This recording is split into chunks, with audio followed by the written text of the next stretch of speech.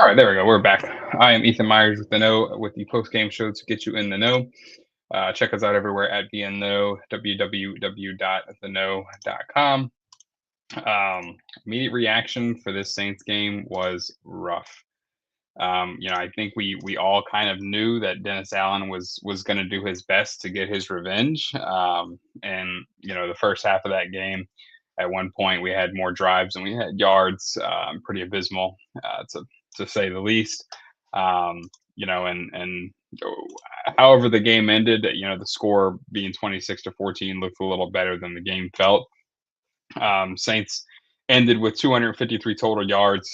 So you think to yourself, if you don't have that disgusting start, having 4 yards in the first, I don't know, 5 drives, then you have a really good game. And you don't have Spencer Rattler throw 3 interceptions and fumble the ball once again, you're in this game. And I don't, despite the score, I don't even know if this one was competitive because it was pretty atrocious um, all the way around. So Bears will go into the rest of the week being the team leader, and unless something crazy happens with the rest of the games, but the team leading and takeaways. And the big thing that I want to note for this game was, to me, you have like turnovers and then you have takeaways, right? And I know a lot of people look at it that way.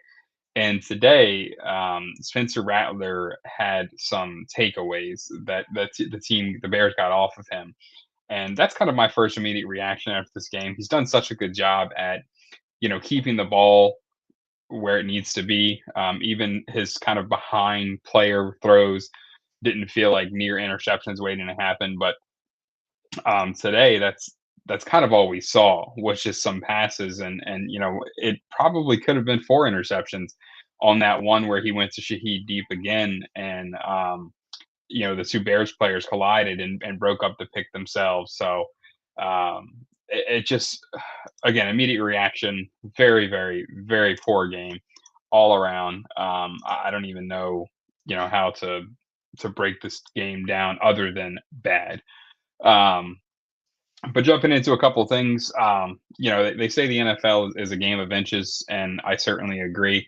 But today the Saints lost by yards, and obviously there's a couple of plays that were by inches, like the forward pass that was reversed, that gave the Saints a punt instead of a first down. Beautiful play, lots of credit for the play.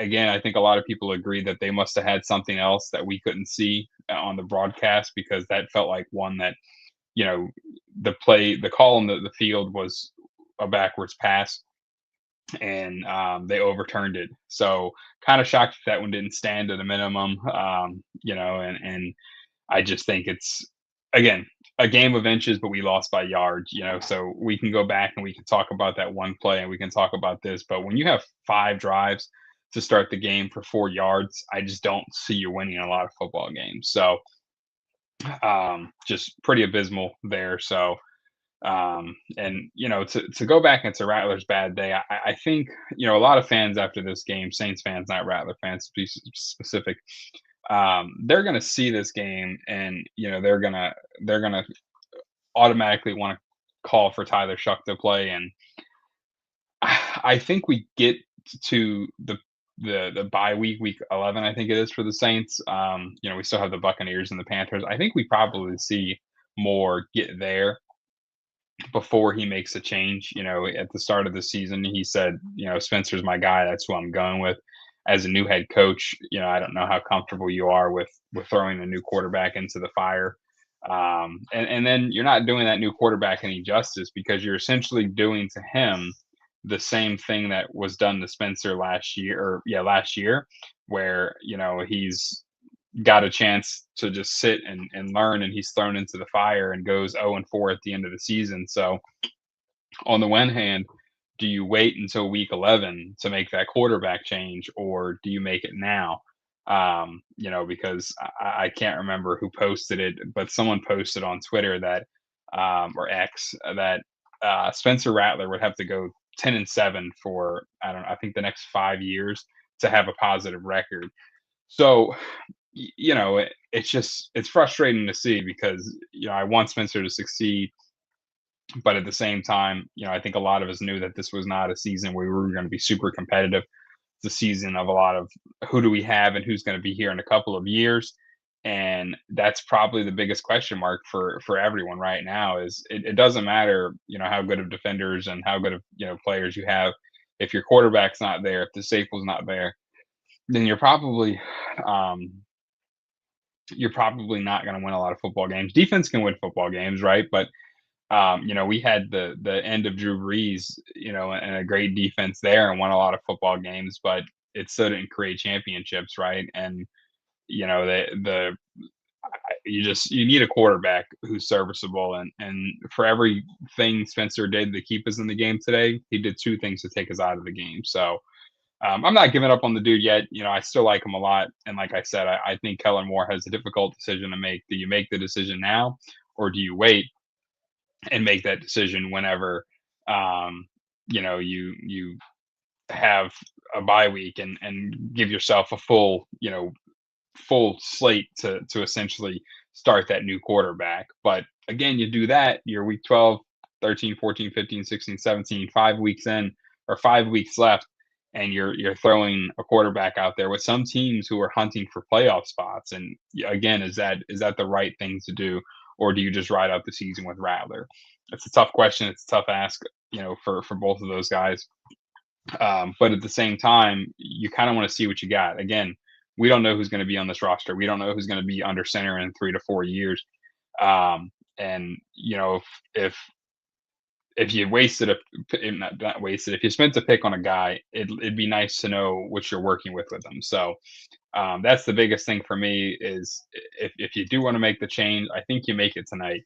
You don't wait until the bye week, because again, you're going to be throwing Chuck in there against teams week 12, 13, 14, 15, 16, 17 against, or 18 really now, right? Against teams who are in the playoff hunt. And, it's a tough spot to be in as a young quarterback, as shown by Spencer Rattler last year. So, you know, yeah, let's see. I'm trying to find this. So after our bye week, you have the Falcons, the Dolphins, the Buccaneers, the Panthers, the Jets, the Titans, and the Falcons again. So maybe not as many playoff hunt teams as I kind of think, but it's still it's rough to put your quarterback in a situation like that. And if you want to see him succeed, I don't know if that's the position you put him in, especially if you think he's the guy of the future. Let him stay back there. See what Spencer's got. Maybe Spencer has. If you don't think Spencer's the guy, you know, he's still going to be a very capable backup, for the future or for another team possibly. You don't really know what's going on with that, but I think Rattler's bad day was the biggest takeaway today because he's done such a great job at just not compounding mistakes, and today it felt like that's all he did. Very unfortunate, the way that some of these things happened, but again, all of them I think were decisions by Rattler that resulted in the turnover.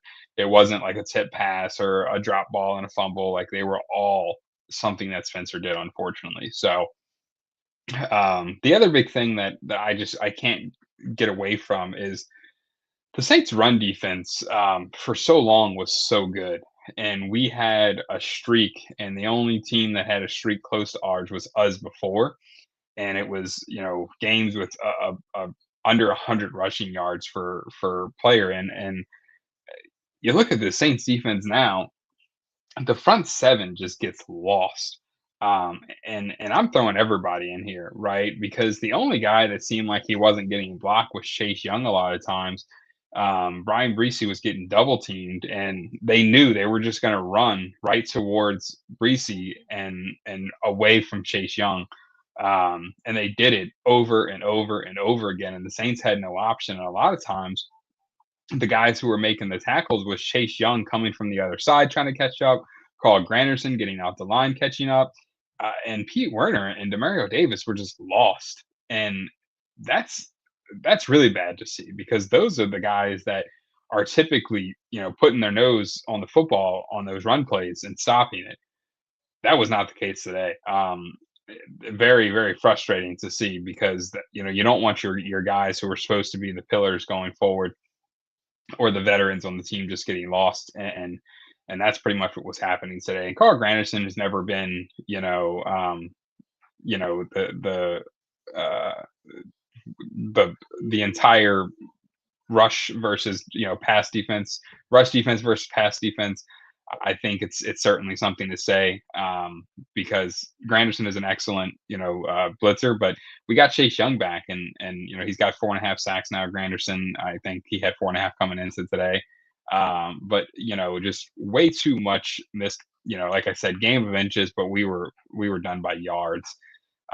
Drake LeBlanc, Chase Young did have that beautiful bat down, but Mr. Almost Heisman, aka Mr. Almost Sack, was Mr. Almost interception right there. Yeah, I think it hit him in the face mask, similar to the one that McKinstry missed. Hit him in the face mask.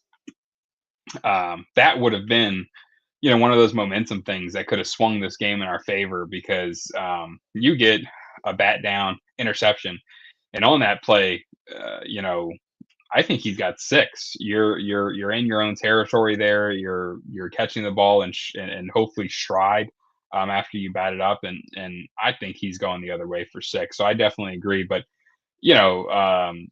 Mr.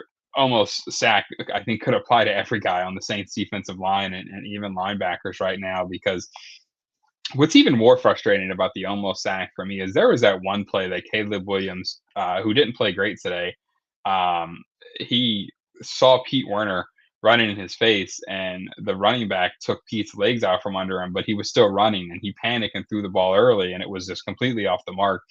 And it's just so frustrating to me to see young quarterbacks, or just quarterbacks in general, stand back there and have all the time in the world, and we're still not changing what we're doing, right? Like, it's not working. So what are we doing it for? And you saw Caleb Williams could be rattled by pressure, and we were blitzing 3 and 4 most of the time. It just doesn't make sense. We're not getting to them with 3 or 4. Um, it's just not working. So why are we still doing it? It's super frustrating to see, super frustrating to watch, because if it's not working, it's not working. Move on, figure something else out. And I said it last week about Brandon Staley. I understand that you want to play your scheme, and you want to do this and do that, but eventually you got to realize when maybe the personnel you have don't match the scheme you want to play, and it's just not working. And I think some of these guys, especially in the secondary, have had an insane regression, and I can't believe that they have this bad of a regression.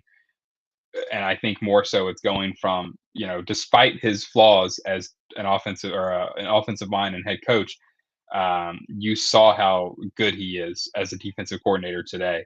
And when he wants to turn it on, he can. And that's one thing that I think is probably an issue.